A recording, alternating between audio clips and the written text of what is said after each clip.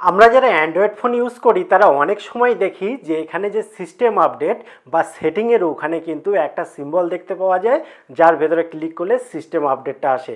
কিন্তু আমরা অনেকেই ভয় পাই, অনেকে সিস্টেম আপডেট সম্পর্কে অনেক রকম আর খারাপ ধারণা তৈরি হয়ে আছে, যার জন্য আমরা কিন্তু সিস্টেম আপডেটটা নিই না। তো আজকের ভিডিওতে আমরা শিখব যে সিস্টেম আপডেট করাটা কেন ইম্পর্টেন্স এবং কেন অনেকে করতে চায় না, এবং প্র্যাকটিক্যালি দেখিয়ে দেবো আপনার ফোন যে কোম্পানির হোক কোনো যায় আসে না, কি করে সিস্টেম আপডেটটা করবেন তার প্রসেস। তো হাই ফ্রেন্ডস, আমি সৌমেন নতুনের ডাকে আপনাকে স্বাগত। এই ধরনের ইন্টারেস্টিং ইউজফুল ভিডিও দেখার জন্য অবশ্যই চ্যানেলটি সাবস্ক্রাইব করে বেল আইকন অল নোটিফিকেশনটা অন করে রাখুন। তো চলুন শুরু করি। দেখুন, আমাদের মধ্যে অনেকের ধারণা আছে বা অনেক ক্ষেত্রে এটা কিন্তু প্রকাশ পেয়েছে বা ফ্ল্যাশ হয়েছে যে অনেক অনেক কোম্পানি আছে তারা ইচ্ছাকৃত অনেক সময় যে পুরানো মডেলের ফোনগুলো, অর্থাৎ আপনি যে কোম্পানির ফোন ইউজ করছেন সেই কোম্পানির লেটেস্ট মডেলের ফোন তো রয়েছেই মার্কেটে, কিন্তু যেগুলো একটু পুরানো হয়ে যায় সেই ফোনগুলোতে ছোট্ট একটা আপডেট দিয়ে দেয়, যার ফলে সেই আপডেট ফোনে ঢোকার পরপরই ফোন আরও বেশি স্লো হতে শুরু করে। এই ভয়ে আমরা কিন্তু অনেকে আপডেটটা নিই না। কিন্তু আপনাকে মনে রাখতে হবে সময়টা পাল্টাচ্ছে বর্তমানের সময়ে, আর যখন কোম্পানিগুলোর মধ্যে ভীষণ প্রকার প্রতিযোগিতা এসছে তখন কিন্তু ওরা এটা ভাববে না যে আপনি তাদের কোম্পানির ফোন ব্যবহার করতে করতে অভ্যস্ত হয়ে গেছেন, তাই ফোন যখন ল্যাগ করছে, হ্যাং করছে, স্লো হচ্ছে, তখন আপনি আবার নতুন ফোন কেনার সময় সেই কোম্পানিরই সেট কিনবেন। তা তো নাও হতে পারে, কারণ এখন প্রতিযোগিতা চরমে। কিন্তু দেখুন, সিস্টেম আপডেট যারা করছেন না তাদের আমি বলবো, অনেক ক্ষেত্রে আমরা যখন ফোনটা মার্কেট থেকে কিনি তখন ওই ফোনে কিন্তু অনেক রকম খামতি থেকে যেতে পারে। যেমন হয়তো আপনার ফোনটা আর ভালোভাবে ক্যামেরায় ছবি তুলতে পারছেন না, কিংবা হতে পারে কোনো সিস্টেমের প্রবলেম রয়েছে, কিংবা যদি কোনো সিকিউরিটি ইস্যু থাকে, বা অনেক অ্যাপ আছে যেগুলো হয়তো স্পাই হিসাবে আপনার ফোনে কাজ করছে, তো ম্যালওয়্যার ইত্যাদি তো ফোনে থাকতেই পারে। তো সেগুলো যাতে রিমুভ হয় তার জন্য কিন্তু আর এই সিস্টেম আপডেটের মাধ্যমেই সেটা সম্ভব। কাজেই আপনি অত চিন্তা ভাবনা না করে আপনার ফোনে যদি সিস্টেম আপডেট আসে অবশ্যই সিস্টেম আপডেটটি করে নিন। তবে হ্যাঁ, অনেক ক্ষেত্রে দেখা গেছে সিস্টেম আপডেট আসার সাথে সাথে যারা করেছেন তাদের কিছু কিছু প্রবলেম দেখা গেছে। কাজেই আপনি কিছুদিন অপেক্ষা করতে পারেন। অপেক্ষা করলেই ইউটিউবে কেউ না কেউ তো ভিডিও আপলোড করবেই সিস্টেম আপডেট নিয়ে। তো সেক্ষেত্রে আপনি একটু অপেক্ষা করে অবশ্যই আপডেটটা করে নেবেন। আপডেটটা করা কিন্তু খুব দরকার।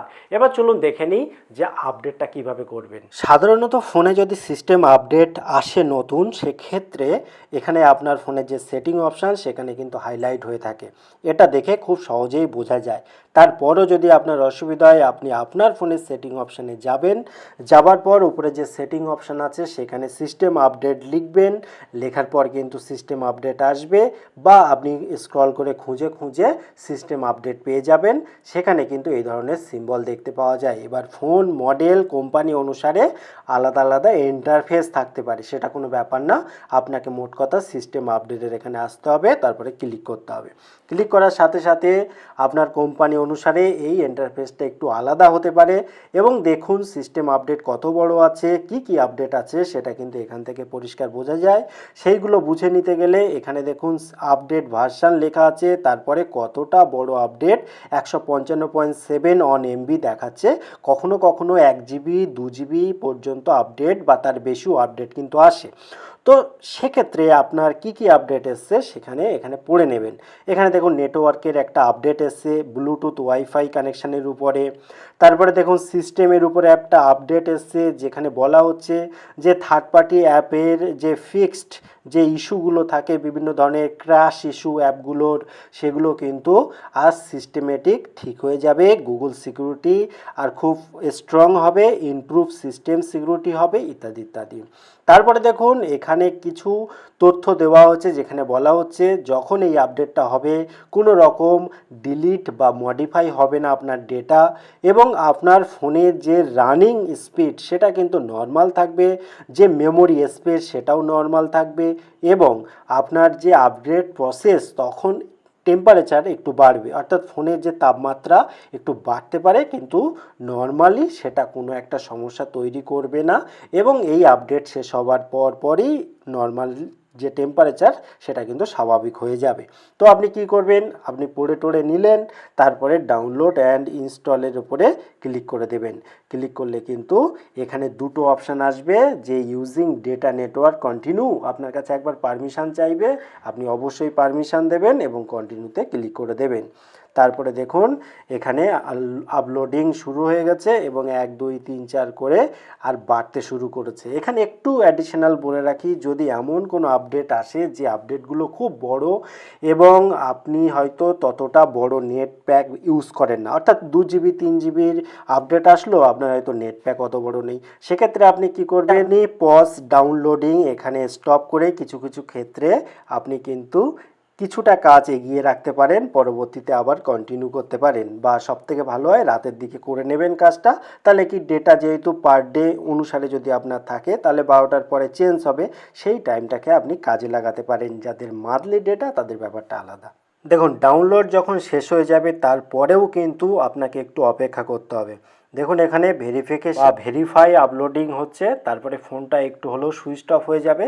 এখানেও একটা কথা আপনাকে বলে রাখি, আপনি কখনো নিজে থেকে ফোন কিন্তু সুইচ অফ করবেন না, এবং চেষ্টা করবেন যখন আপনি সিস্টেম আপডেটটা নেবেন তার আগে যথেষ্ট পরিমাণ চার্জ যাতে আপনার ফোনে থাকে সেটা অবশ্যই দেখে নেবেন, এবং যথেষ্ট পরিমাণে ডেটা যদি থাকে তাহলে খুব ভালো হয়, কারণ যে ডেটাটা খরচ হবে সেই ডেটাটাও তো আপনার ফোনে থাকা চাই, তাই না? তো সবটা নিয়েই আপনি কিন্তু আপডেটে বসাবেন ফোনটা, এবং কখনোই সুইচ অফ করবেন না মাঝপথে, তাহলে কিন্তু প্রচুর প্রবলেম, অর্থাৎ আপনার আপডেটটা মাঝপথেই ক্যান্সেল হয়ে যাবে।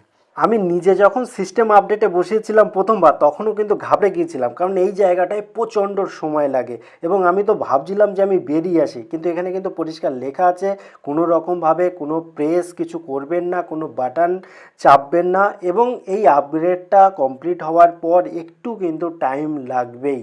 কাছেই এই জায়গাটায় ঘাবড়ে যাবেন না, প্রথমবারে অনেকেরই কিন্তু এই প্রবলেমটা হয়, ওই জন্য আমি আর পার্টিকুলারভাবে তাদের উদ্দেশ্যে বলছি যারা প্রথমবার আপডেটে বসাতে চাইছেন বা আপডেটে বসাবেন। এবারে দেখুন ফোনটা সুইচ অফ হয়ে গেল, আপনি ভাবছেন কোনো সুইচে হাত দেওয়ার দরকার নেই, অটোমেটিক কিন্তু নিজে থেকেই ফোন আবার চালু হয়ে যাবে। এরপরে দেখুন আপনার ফোনে যতগুলো অ্যাপ রয়েছে সেই অ্যাপগুলোকে কিন্তু স্ক্যান করবে এবং অপটিমাইজিং করবে, তার জন্য একটু অপেক্ষা করবেন, এটা অবশ্য খুব দ্রুততার সাথেই হয়ে যায়। এবার আপনার ফোনে অ্যাপ যত বেশি থাকবে তত বেশি সময় লাগবে। তারপরে দেখুন আপনার ফোন কিন্তু আগের অবস্থায় চলে আসবে, কোনো রকম প্রবলেম কিন্তু হবে না। তারপর নর্মাল যেমন ইউজ করতেন তেমনভাবে ইউজ করুন। আমি নিজে যখন সিস্টেম আপডেটে বসিয়েছিলাম প্রথমবার তখনও কিন্তু ঘাবড়ে গিয়েছিলাম, কারণ এই জায়গাটায় প্রচণ্ড সময় লাগে, কাছেই এই জায়গাটায় ঘাবড়ে যাবেন না, প্রথমবারে অনেকেরই কিন্তু এই প্রবলেমটা হয়, ওই জন্য আমি আর পার্টিকুলারভাবে তাদের উদ্দেশ্যে বলছি যারা প্রথমবার আপডেটে বসাতে চাইছেন বা আপডেটে বসাবেন। ভিডিওটি কেমন লাগলো অবশ্যই কমেন্ট করে জানাবেন। আবার দেখা হয় পরবর্তী ভিডিওতে, ততক্ষণ ভালো থাকুন, সুস্থ থাকুন, বাই বাই।